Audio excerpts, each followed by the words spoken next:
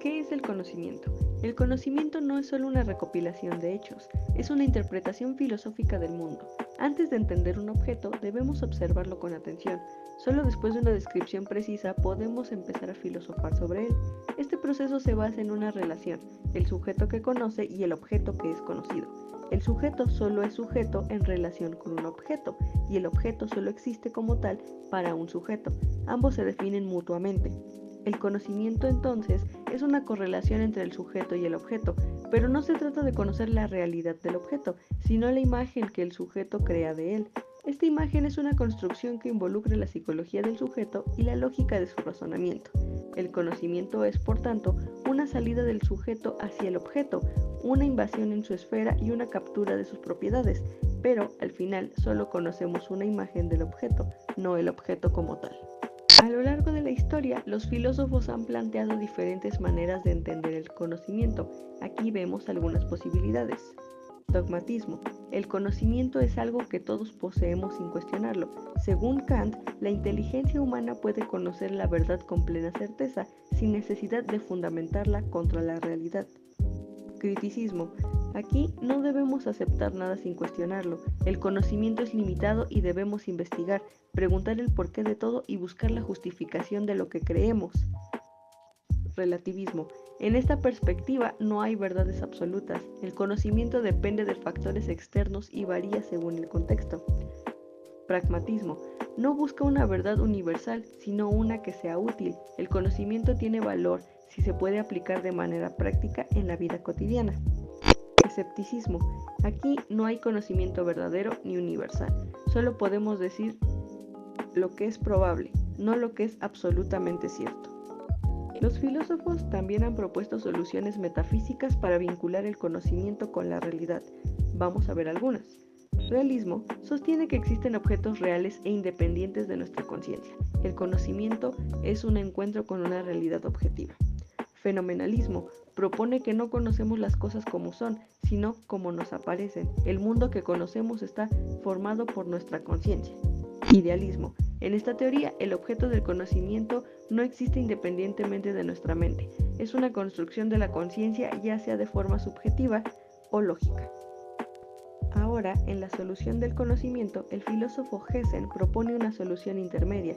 Él sostiene que el conocimiento no es una copia exacta del objeto, sino una construcción activa del sujeto. No es una mera reproducción de la realidad, sino que se crea a través de la relación entre el sujeto y el objeto, de acuerdo con nuestras experiencias y conceptos. La microestructura del cambio científico. Existen dos tipos de científicos.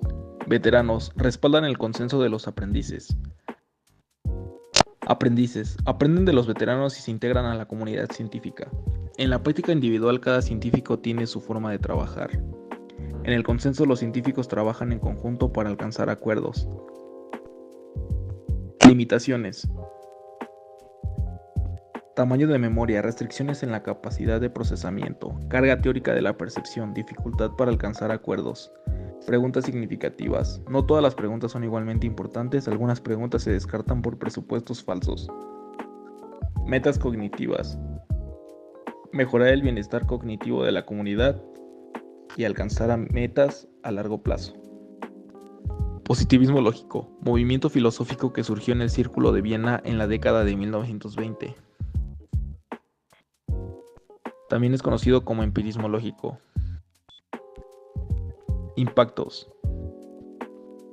Desarrolla la psicología experimental. Influencia en la metodología de la investigación científica y predomina en la década de 1950. Principios. La existencia precede a la esencia y la realidad se comprende a través de la experiencia y la percepción. Importancia de la subjetividad y la conciencia crítica. Características. Rechazo de la metafísica, enfoque en la epistemología de la ciencia, confianza en la observación y evidencia empírica. El inductivismo es un enfoque filosófico que sostiene que el conocimiento científico se deriva de la experiencia y la observación. Sus características principales se centran en encontrar patrones y leyes, formulan hipótesis y las verifican con más observaciones, y generaliza en teorías y se confirman. Sus limitaciones pueden estar influenciados por sesgos, requieren muchos datos, no garantizan una verdad absoluta. Su importancia, la inducción y la deducción son complementarias. Mientras la inducción genera hipótesis, la deducción verifica las hipótesis. Ambos métodos ayudan a contribuir al conocimiento científico. Falsacionismo, cuyo representante es Karl Popper, quien es un filósofo austríaco-británico. Pero, ¿qué es el falsacionismo? Es una teoría filosófica que sostiene que una teoría científica puede ser demostrada como incorrecta mediante observación y experimentación. Sus principios es que la falsedad de enunciados universales se puede deducir de enunciados singulares adecuados. Las teorías se desarrollan como conjeturas o suposiciones especulativas y provisionales. Es por ello que la observación está influenciada por la teoría. Ahora, las características. Es el rechazo de la afirmación de que las teorías pueden ser consideradas verdaderas o pueden ser consideradas probablemente verdaderas. La importancia de la falsabilidad de las teorías. Se puede probar que algunas teorías son incorrectas utilizando resultados de la observación y experimentación. A continuación, vamos a hablar de las teorías como estructuras de investigación. Primero, hay que establecer qué es el lenguaje de alguna teoría. Los enunciados y conceptos que figuran en ellos son tan precisos e informativos como sea la teoría en sí. Los enunciados observacionales se deben formular en el lenguaje de alguna teoría. Y después vamos a hablar de los conceptos y cómo dependen de la estructura. Los conceptos obtienen el significado mediante la definición, pero hay que rechazar las definiciones como el procedimiento fundamental para establecer los significados. Ahora hablaremos de Imre Lakatos. Imre Lakatos nació en Hungría en 1922. Su verdadero nombre fue Imre Lipstick, de origen judío, pero a evitar ser perseguido por los nazis lo cambió a Lakatos. Propone hacer una evaluación objetiva del desarrollo de la ciencia en términos de cambio progresivo y degenerativos de problemas en las series teóricas científicas. Esto por medio de su programa de investigación, el cual consiste en reglas metodológicas. Unas nos dicen qué senderos de la investigación hemos de evitar, heurística negativa, y otras qué senderos hemos de seguir, heurística positiva. Lakatos utilizó la falsación como propuesta central para determinar la cientificidad de una teoría. A esta postura la califica de falsacionismo ingenuo. Aplicó el método de la falsación a las matemáticas en su tesis Pruebas y refutaciones de 1976. Trató de probar que ningún teorema matemático es perfecto, que siempre es posible encontrarle un contraejemplo y que si se encuentra tal teorema hay que ajustarlo o reformarlo, modificar el dominio de su validez. Thomas Kuhn, filósofo de la ciencia, revolucionó nuestra comprensión de la ciencia y su papel en la sociedad. Nacido en 1922 en Cincinnati, Ohio, estudió física en Harvard y se doctoró en filosofía. Su obra, La estructura de las revoluciones científicas, 1962, argumenta que la ciencia avanza a través de revoluciones que cambian nuestra comprensión del mundo, introduciendo el concepto de paradigma como marco teórico dominante en una disciplina. Su teoría generó debate intenso, pero ha tenido un impacto profundo en la forma en la que entendemos la ciencia, su relación con la sociedad y la influencia de factores sociales y culturales. Hablando de Larry Laudan, nacido en 1941 en Austin, Texas, estudió física en la Universidad de Kansas y obtuvo su doctorado en Princeton, donde se interesó por el método científico. Laudan propone 3 modelos de análisis de la ciencia: las tradiciones de investigación, modelo reticular y el naturalismo normativo. Sus 3 modelos son la expresión de 3 periodos de un pensamiento. El primero, en Progress and Problems, 1977, bajo la influencia de Kuhn y Lakatos, destaca como unidad de análisis del progreso la resolución de problemas, tradición de investigación. El segundo, el modelo reticular, Science and Values, 1984, explica gradualmente el cambio de paradigma, pieza por pieza, según sus componentes que son las teorías, la metodología y las metas. Tercer modelo, el naturalismo normativo, publicado en Progress and Rationality, 1986, en lugar de construir a prueba una metodología, lo mejor es probar hipótesis ante lo real. El modelo de tradiciones de la investigación busca explicar el cambio científico a través de la resolución de problemas.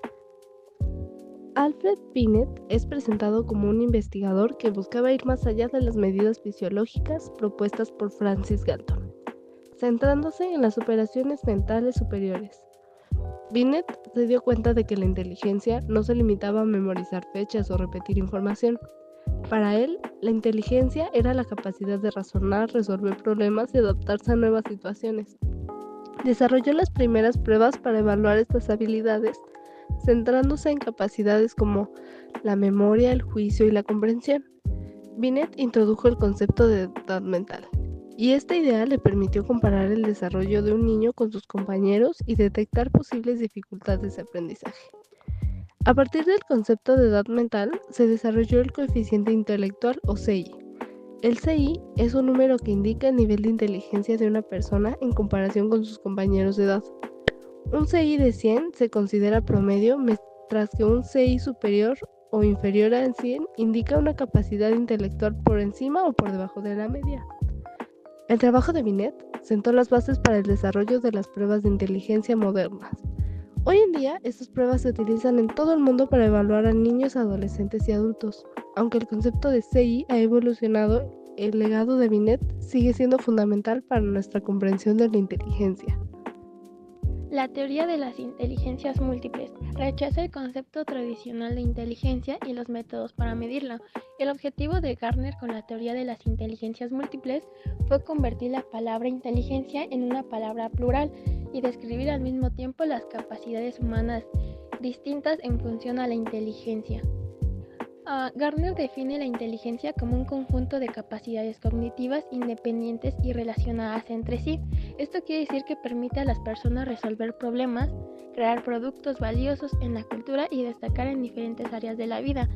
Gardner propuso 8 inteligencias. La primera de ellas es la inteligencia lingüística verbal, que implica el dominio del lenguaje en sus diferentes formas, ya sea para comunicar ideas, expresar sentimientos o comprender mensajes. También destaca la inteligencia musical, que se relaciona con las habilidades para interpretar, crear y disfrutar de patrones sonoros y ritmos musicales. También tenemos inteligencia lógico-matemática, la que consiste en analizar problemas, realizar cálculos y aplicar el razonamiento lógico para resolver situaciones complejas. Inteligencia corporal sinestésica. Se manifiesta en la destreza para utilizar el cuerpo como medio de expresión y para realizar actividades que requieren coordinación física. También existe la inteligencia espacial, la que se basa en las capacidades de visualizar escenarios, reconocer patrones y orientarse en entornos tridimensionales. La inteligencia intrapersonal, por su parte, permite reflexionar sobre uno mismo y comprender las emociones propias y establecer metas personales. La inteligencia interpersonal facilita la conexión con otras personas mediante habilidades sociales, empatía y comunicación efectiva. La inteligencia naturista, por su parte, se refleja en la habilidad para identificar, clasificar y apreciar los elementos del mundo natural y sus interrelaciones.